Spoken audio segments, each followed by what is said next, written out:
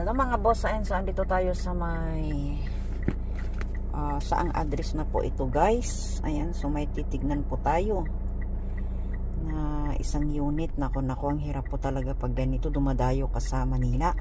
So andito tayo sa number 837 Quintos Street, Sampaloc, Manila mga bossing. Ayan, no?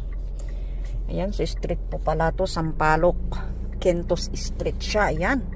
So time check po natin is 9:32 in the morning. Ayan. So hindi po natin nakuha kagabi yung galing sa tropa natin kasi medyo may problem. Malakas po yung talsik nun ng L300. So ganun mga bossing. Dami kasi nga ayusin natin doon. Baka abutin po tayo ng isang buwan o higit pa sa pagpapaayos kasi mula pa sa pintor nun talagang kailangan mong pinturan ng buo yun, tapos sa makina na naman talsik nun.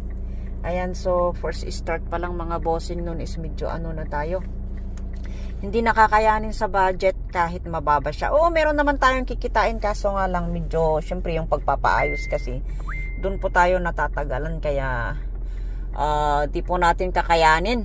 Ayan, so naghanap po tayo ng iba. Ayan, so may titignan po tayo dito sa may Sampaloc.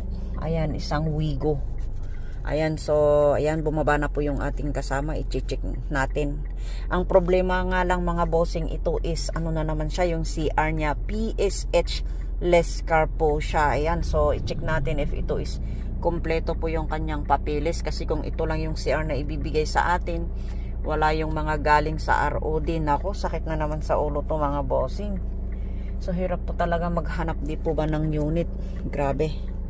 Ayan, so tsaga-tsaga lang tayo mga bossing, kasi kisa ba naman kukuha tayo ng maraming sakit sa ulo, lalo na sa papeles. Nako, doon po tayo aatras mga bossing.